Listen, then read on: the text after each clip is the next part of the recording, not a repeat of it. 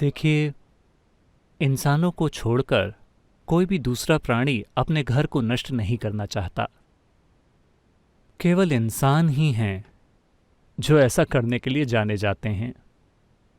तो वे भी इसे जानबूझकर नहीं करते, अनजाने में वैसा करते हैं। इसी तरह वायरस भी इसे अनजाने में करता है। वो आपके अंदर रहना चाहता है, लेकिन वो अपना काम कुछ ज्यादा ही कर देता है, जिससे आप और मैं मर सकते हैं। मुझे आपको ये बताना चाहिए,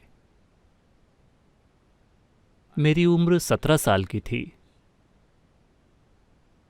तब तक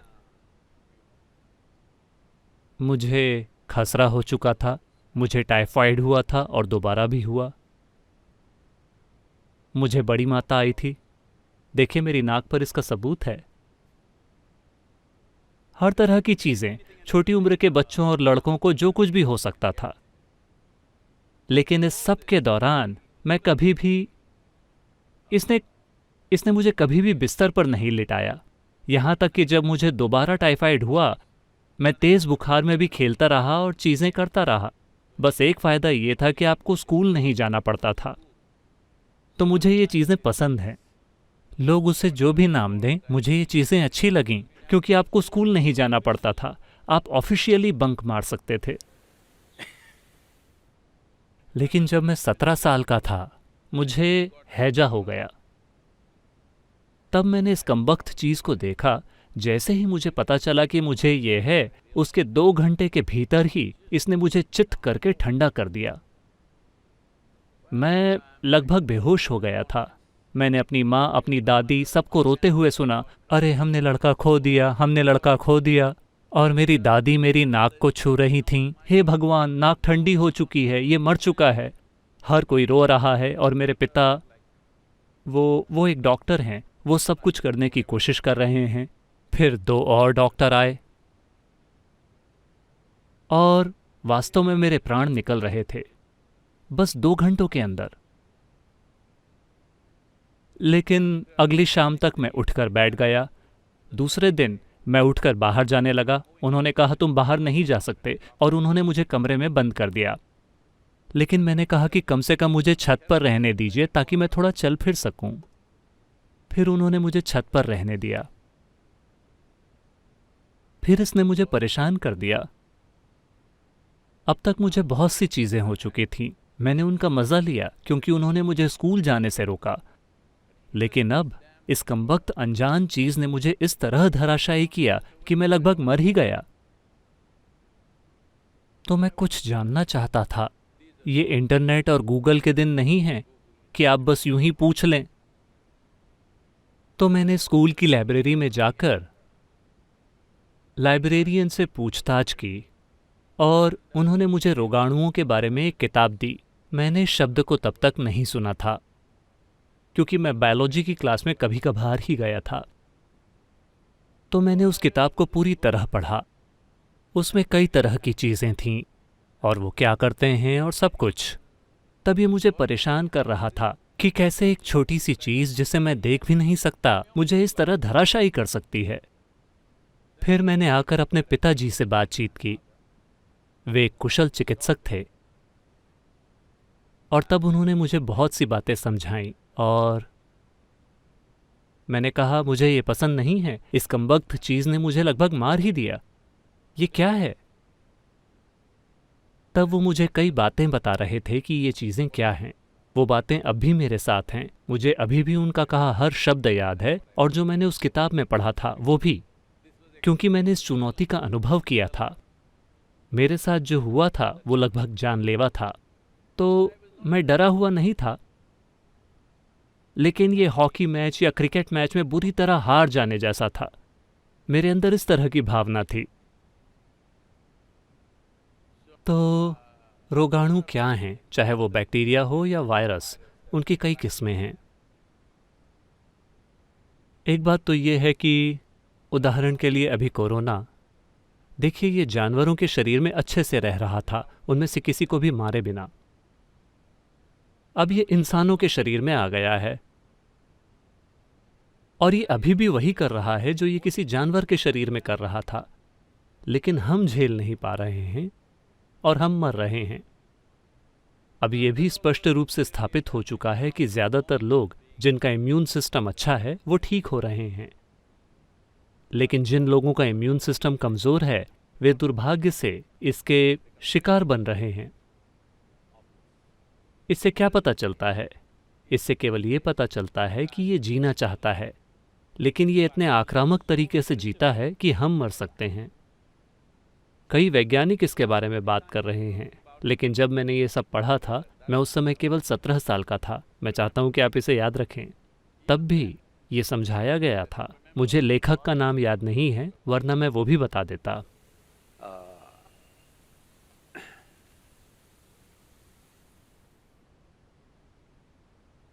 उस समय भी उन्होंने स्पष्ट रूप से समझाया था कि ज़्यादातर वायरस और बैक्टीरिया जो हमारे अंदर प्रवेश करते हैं, जो अभी हमारे अंदर हैं, वे कई तरह से हमारी जीवन प्रक्रिया की सहायता कर रहे हैं, हमें नुकसान नहीं पहुंचा रहे।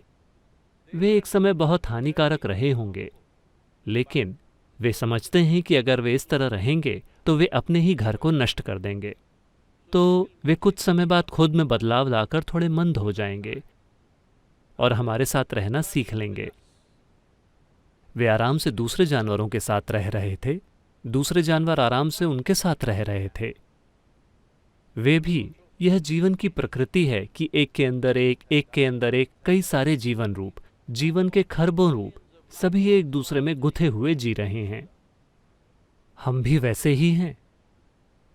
इस समय हमारे अंदर खरबों बैक्टीरिया और वायरस जी रहे हैं, लेकिन उदाहरण के लिए अगर आप एक मेंटोक्स टेस्ट कराते हैं, मैं भारतीयों की बात कर रहा हूं, क्योंकि अभी पिछले 3-4 हफ्तों से हम देख रहे हैं कि कौन विदेशी है कौन भारतीय है, किसी नस्लीय भेदभाव के कारण नहीं। हम जानना चाहते हैं कि वे कहाँ से आए हैं, क्या वे इटली या चीन से आए हैं, वे कहाँ से आए हैं। देखिए, अभी इटली में चीन से ज़्यादा खराब हालत है, बहुत ही दुर्भाग्यपूर्ण स्थिति। लेकिन ये उदाहरण के लिए अगर आप भारतीयों के लिए मेंटोक्स टेस्ट कराते हैं तो लगभग हम सभी मेंटोक्स टेस्ट में फेल हो जाएंगे। मेंटोक्स टेस्ट ट्यूबरक्लोसिस बैक्टीरिया के लिए होता है। लगभग सभी भारतीय इस टेस्ट में फेल हो जाएंगे, क्योंकि हम सभी के अंदर काफ़ी मात्रा में ट्यूबरक्लोसिस बैक्टीरिया मौजूद हैं, लेकिन हमें एक बीमारी के रूप में ट्यूबरक्लोसिस नहीं है। तो उन्होंने इसे एक नया नाम दिया। वे इसे प्राइमरी कॉम्प्लेक्स या कुछ और कह रहे हैं, जो बच्चों में होता है, लेकिन ये कुछ लक्षण दिखाता है। हम सभी के अंदर ये बैक्टीरिया है। हम मेंटोक्स टेस्ट में फेल हो जाएंगे, लेकिन हमारे अंदर ट्यूबरक्लोसिस के कोई लक्षण नहीं है, क्योंकि हमने उनके साथ रहना सीख लिया है, उन्होंने हमारे साथ रहना सीख लिया है। वे जानते हैं कि अगर वे बहुत आक्रामक तरीके से रहेंगे, जैसे हम अभी इस ग्रह पर रह रहे हैं, उन्हें पता है कि वे अपना घर खो देंगे, इसलिए वे खुद को बदलकर थोड़ा मंद जीवन बना लेंगे। तो ये कोई नया रॉकेट साइंस नहीं है, ये हमेशा से मौजूद रहा है। कम से कम पिछले 100 सालों में ये मौजूद रहा है। तो ये लोग जो बुद्धिजीवी होने का दावा करते हैं, ऐसा लगता है कि वे अपने हाई स्कूल में भी नहीं गए, क्योंकि मैं उस समय अपनी हाई स्कूल में था जब मैंने ये पढ़ा। ये हमारी लाइब्रेरी का एक हिस्सा था, इसलिए ये शायद टेक्स्ट बुक में भी रहा होगा, लेकिन मैंने टेक्स्ट बुक नहीं पढ़ी। शायद ये बुद्धिजीवी अपने हाई स्कूल तक भी नहीं पहुंच पाए। उन्हें लगता है कि ट्विटर पर होने के लिए ज़रूरी क्वालिफिकेशन ये है कि उनके पास चिड़िया जितना दिमाग होना चाहिए। उन्हें लगता है कि ट्वीट करने की यही क्वालिफिकेशन है। तो ये अफसोस की बात है कि ऐसे समय में जब एक आपदा हमारे सामने खड़ी है और इंतज़ार कर रही है, देश के लिए, दुनिया के लिए, इस हद तक कि अभी कई देश अपने ही लोगों के खिलाफ अपनी सेनाओं को खड़ा कर रहे हैं। आपको समझना होगा कि मामला कितना गंभीर है। ये मामला कितना गंभीर है कि अमेरिका की पूरी सेना सड़कों पर खड़ी है अपने लोगों को बाहर आने से रोकने के लिए। भारतीय पुलिस सड़कों पर खड़ी है, पूरे जोर से इसे लागू कर रही है। ऐसा इसलिए है क्योंकि उन्हें एहसास है कि यह मामला कितना गंभीर है। लेकिन इस तरह के समय में भी ये लोग खड़े नहीं हो सकते और अपने आसपास के किसी व्यक्ति के लिए कुछ उपयोगी और सकारात्मक चीज़ नहीं कर सकते। वे सिर्फ यही बकवास करते रहते हैं। उन्हें लगता है कि उन्हें डॉक्टरेट मिल गया या वे ट्विटर पर डॉक्टर बन गए। उन्हें कम से कम पक्षियों का डॉक्टर बन जाना चाहिए। ये बहुत अफसोस की बात है कि आबादी का एक ऐसा हिस्सा है जो इस बात की परवाह नहीं करता कि उनके आसपास के लोगों के साथ क्या होता है, या देश के साथ क्या होता है, या बाकी की मानवता के साथ क्या होता है। उनके पास सिर्फ अपशब्द हैं। वे हर समय जहर उगलते रहते हैं। तो मुझे उम्मीद है कि कम से कम वायरस उनके जहर का इलाज कर देगा। इन कुछ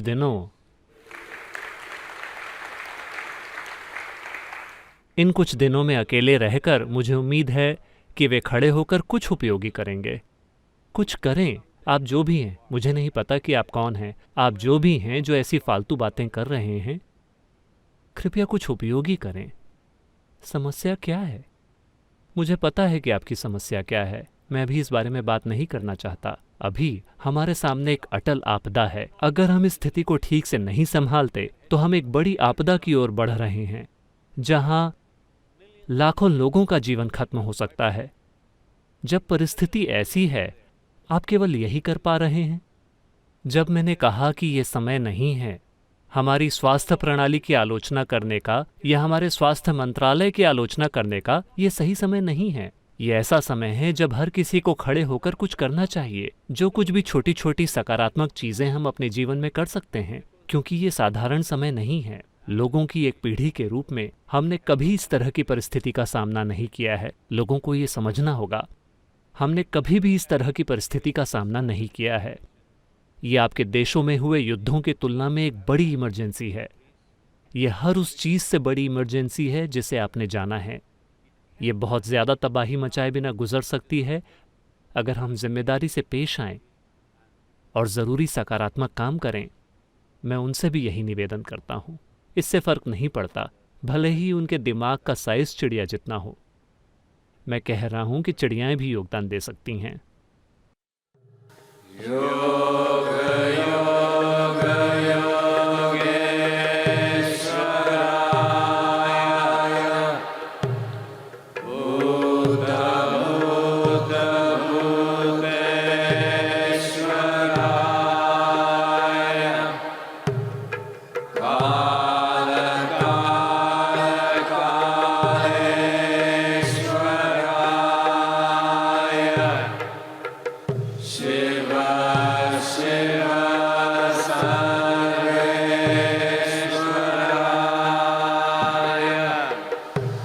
Shambhala